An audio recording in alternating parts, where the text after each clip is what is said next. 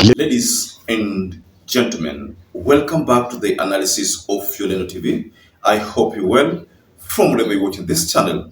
Now, CDF Charles gave a statement. Serikali na mulichagua wenyewe, alafu unasema must go.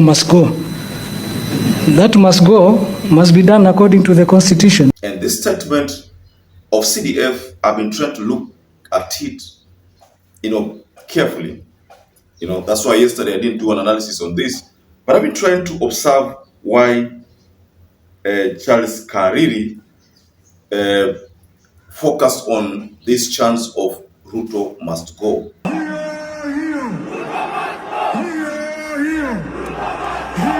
We as the military defend the constitution and the government of the day, duly elected by the people. So when you decide that you are tired of the government you elected and then you start chanting must go, that must go must be done according to the constitution. So that was a very bold statement coming from the KDF boss. So I want us to explore this because honestly speaking, this is what has been happening. Ruto must go has been chanted almost everywhere. But the KDF boss, CDF, is telling us that that must stop, and that if at all that is what we want, it should be done through the ballot.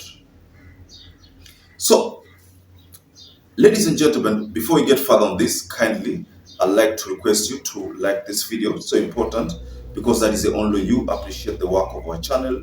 And if you subscribe to this channel, that is the only way you help us build this channel. So thank you so much for those of you who responded by liking and subscribing. Thanks so much. We all are in agreement that Kenyans want Ruto to go. That is something that Kenyans want. But how can this be done? If we go to our constitution, the only way to do that, I think the best way, safest and without violence, is the ballot.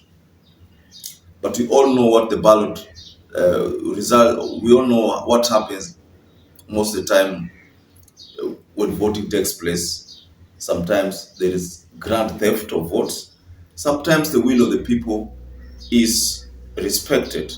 But the only time that elections were free and fair, according to what analysts have said, was in 2002. That is when Kibaki was taking over power from Moi. So let's focus on the CDF's point.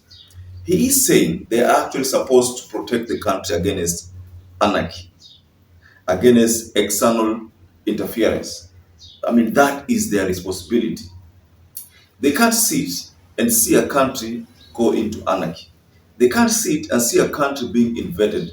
Their responsibility is to try to contain both. So I think the CDF was trying to react to an incident last year during the demonstrations where Aden Duale, of course, in collaboration with his boss, William Ruto, deployed KDF on the streets of Nairobi at a time when it was seen as if police were unable to contain the violence. I think the government could have suspected that there are some policemen who were colluding with these demonstrators, because when they were trying to actually analyze the scenario of parliament invasion, math was not adding up. How the youth managed to gain access to the parliament was still something baffling the government. So that is the reason why the government went to an extent of deploying the KDF, whose sole responsibility was to bring order on the streets, which worked, by the way. It worked to the advantage of the government because it had reached a point whereby civilians and the police were kama maadui. But when the KDF came on board, ilikuwa kidogo kuna some kind of heshima ilidumu because people tended to trust the KDF more than they trusted the police.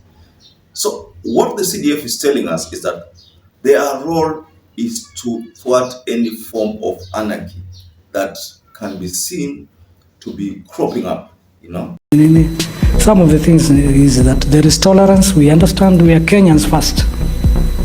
And this is something that Kenyans will need to come to terms with, that unless we love our country first, we will soon have no country, and there's no spare. Not the way you carry a spare wheel in the boot of your car.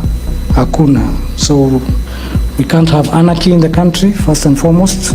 So even as people exercise their rights, it should be within limits and within bounds, such that we cannot allow us to exercise our rights to the extent of tearing apart the country. And by the way, the military, one of the core values is that we are apolitical. We don't support any political side. We defend the constitution and the government of the day. So wakati watu wanaamua kwamba tumechoka na hii serikali na mulichagua wenyewe, alafu mnasema must go, that must go must be done according to the constitution. Si ni kweli?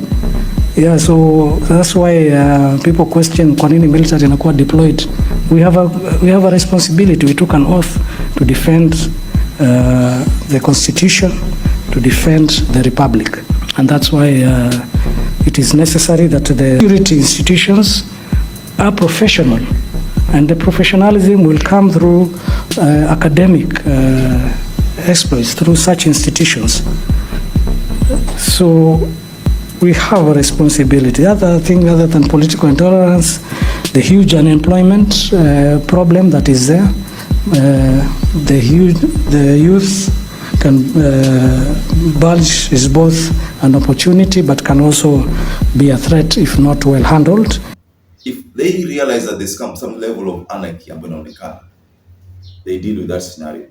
So this is some kind of warning to people who chant Ruto must go in almost all rallies, because you have discovered that, like last time, over the weekend during the Nyayo Stadium match between Kenya and Gabon, there was massive chance of Ruto must go. When Ruto gave a press statement during the Safari rally, again, similar sentiments were echoed, and this time around there was the issue of Mwizi. If you realize that, if you look at during the signing of MOU, after Raila and Raila's side and Uhuru's and Ruto's side had signed the MOU, the moment they got out of KICC, was it Bomas or KICC? But the moment they got out of that venue to try to give a statement to the people, once Raila had stopped, completed his speech, the moment Ruto took over to give a speech, there was again Ruto must go. So this Ruto must go has been like a national anthem. In fact, these people remember Ruto must go chants more than they remember the national anthem. So what this means is very simple, ladies and gentlemen. The KDF is warning. The KDF is telling Kenyans that, look here, if you want to exercise your rights, Ruto must go should be reflected on the ballot. Take note of this, on the ballot, not on the streets, not on public addresses, not on social media. It should be exercised on the ballot. And according to them, whichever government comes, they will support that government. So, ladies and gentlemen, what do you make of this statement from the KDF boss, chief CDF, that is Kariri, who tells us that Ruto must go should be exercised on the ballot? What do you have to say regarding that statement?